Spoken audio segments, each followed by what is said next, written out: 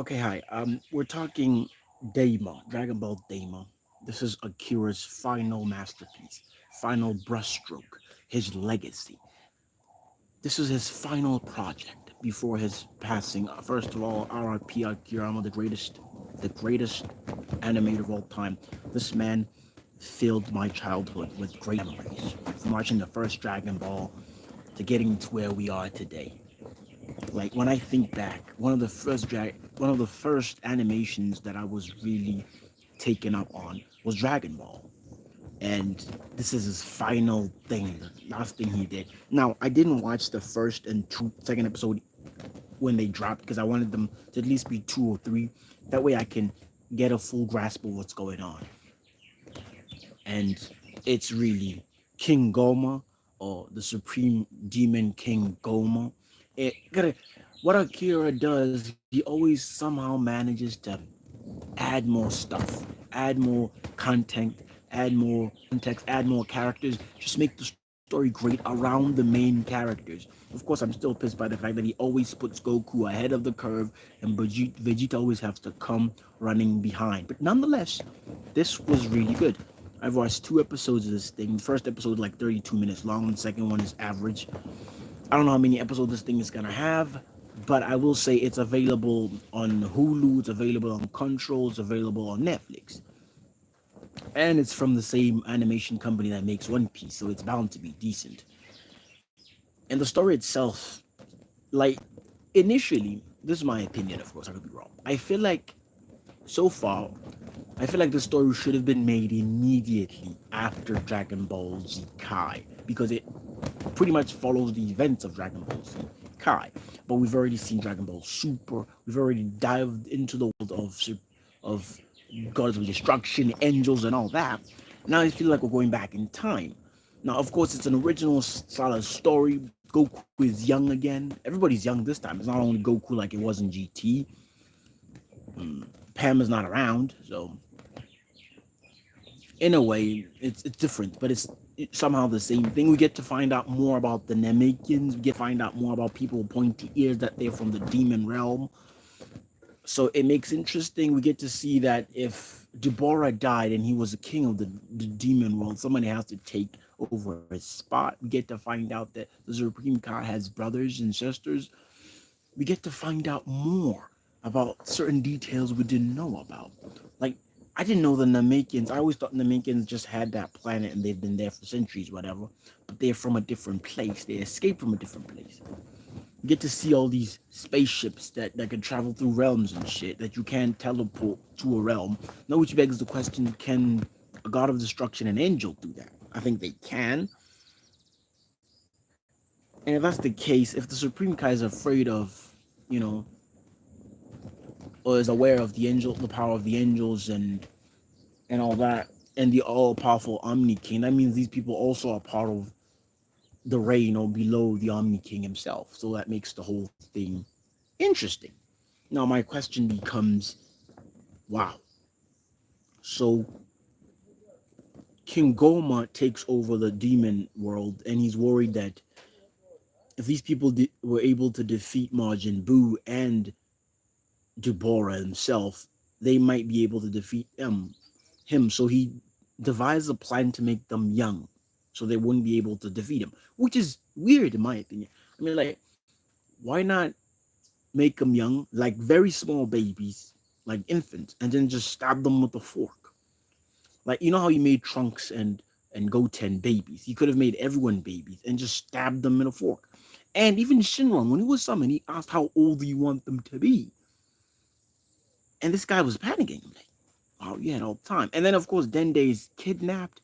So this whole thing has a lot of elements to it. We find out about the oldest Namekian who made the original Dragon Ball, who decided to not the, who decided to stay behind when all the Namekians left for planet Namek or left the demon realm. And we're gonna see more into details because Goku is heading into the demon realm, so we're gonna see more into that. And we gotta applaud Bulma for being able to fix ancient artifacts and ancient godlike spaceships with just a glance of study. She's a bloody genius. So the story itself is compelling. The story itself is brilliant. I think I'm gonna enjoy watching it. It's great to see one of the big five releasing. So One Piece.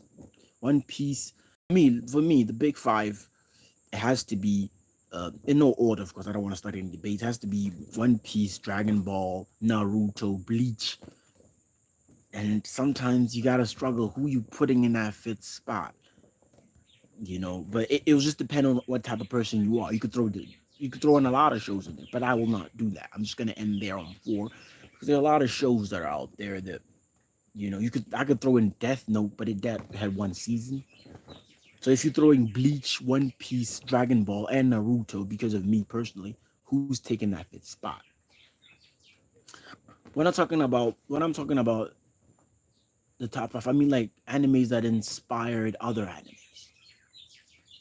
There's a lot of animes that are inspired by Bleach. There are a lot of animes that are inspired by Dragon Ball. There are a lot of animes that are inspired by One Piece. So if they come from that, I consider them. And being old is also a good thing. But one thing's for sure, as we know that Goku is based off the Monkey King, and the Monkey King has a staff that extends. And Goku Nuburu or something, I forgot the name, the power pole, he's finally using it back, and I think he's going to be using Flying Nimbus once more. So this is very nice of him to be going back to his old tools again. I wonder why he ever stopped using the power pole. And it's interesting that Master Rochi was a baby, now was a teenager, and he was using it as a washing rat, washing rail thingy. So it's pretty cool. And the fact that everyone's young and everyone is taking it differently. Like the regular Z fighters are taking it differently. They're pissed, but their wives, Chi Chi and Bulma, are happy because they're young again. Master Rochi is happy because he's young again, and all that. I'm surprised they didn't. I wanted to see Android 18. They didn't show it me Android 18. I don't know why. We have not seen Gohan yet because he was not available at that dinner. So I don't know where he is. So Mr. Popo is young. It was nice seeing him. Dende got young again. Piccolo got young. Everybody got young basically. But of course, we didn't see a few characters. So it would have been interesting if like the Gods of Destruction were there and they were also made young. That would have been cool. But the Supreme Kai was made young. So that's an interesting fact. And like I said, he's got brothers and family. So this thing goes even further. As you know, in Dragon Ball Super, Gods of Destruction, some of them are related. Angels are related. Now we find out even the Supreme Kais are related. So I mean, basically, even the ascension to being a Supreme Kai could be, a hereditary thing. Could be sort of some sort of like monarchy and whatnot. So that's an interesting take on me. I enjoyed it. So it's really nice. Dragon Ball coming back and taking a different story, making it different. I enjoy that part. It's going to be nice watching all this, and the fact that One Piece is out for the foreseeable future. I mean, it's going to be Bleach and other stuff, so I'm going to be enjoy watching Dragon Ball again. Like I said, it's available on Hulu, uh, Netflix, and Crunchyroll, so you can check that out. But the Netflix one comes late, so you probably need to watch the Crunchyroll one that comes seems to be coming faster than Netflix for some reason. But nonetheless, it's pretty brilliant by my expectation. The show shows a lot of promise. And like I said, RIP to the great animator, the great genius, the great manga king, one of the greats. This guy inspired shows like Dragon Ball, like one like Naruto. So he's that great. Salute to the king of anime, RIP. It's nice to have, his last work, his last brushstroke, his last idea being incorporated into this anime, and we getting to see him and his works living on even after his death. So, and the question now becomes the legacy of Akira Toriyama. Who's going to take over the Dragon Ball story? What direction will it go? Will we dive more into the gods? Will we look into more characters and stuff? So it's going to be interesting. And one thing's for sure, um, like if the Dragon Balls are used to make these guys young, when they gather them in a year, they can make themselves grown again, undo that last wish. So, but they're gonna go back to the demon realm and try to defeat this guy. Okay, makes sense. So it's gonna be interesting how it takes part. It's got that GT type of vibes to it. But like I said, I feel like I would have probably, I'm gonna enjoy it, but I think I would have enjoyed it more if it came before Super. If it came before Dragon Ball Super and Dragon Ball Heroes and all that. If it came immediately after Dragon Ball Kai, because that's how the story resonates. Majin Buu has been made nicer and he's friendlier. Mr. Satan is looking after him. These kids are young, so it's immediately after that. So that's the nice part about it. Now, Super also gets in between, right after Kai Super starts. Mm, Battle of the Gods. It all starts around that time. So now we have a sort of like, I don't know if it's a continuation or it's going to be a canon story, but it for me it seems like it fits into the picture. It just slides in between those two, and if they finish it in such a way that it's not weird when you start from the beginning of Dragon Ball, like watching Dragon Ball, Dragon Ball Z, Dragon Ball Kai, and going all the way. You have to watch Daima before you watch Super. It will be beautiful in that sense. Now the question is, will we be able to see the legendary Super Saiyan 4 here? I don't know. It'll be nice if we see that. Maybe the legendary Super Saiyan 4 will return. Maybe it will not. But like I say, we'll find out more about this. And what about the Saiyans? When they're turning into apes, they got those pointy ears too. Does that mean they too are from the demon realm? And another thing that was weird to me was when King Gomez first saw the aliens, he was, which was a very odd thing for me. But I gotta say that the projection these guys have, this magic TV these people have, is out of this world. It's amazing. Wish I had that type of vibe.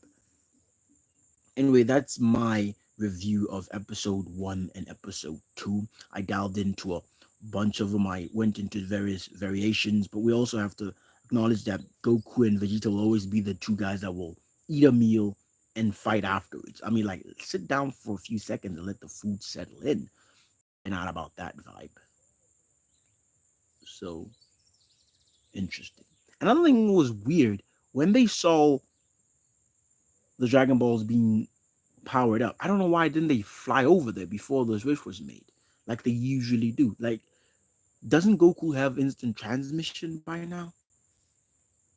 He does because Kai is after Cell, so he has instant transmission, which makes me wonder why the hell didn't he use it? Why didn't he use it in the first place?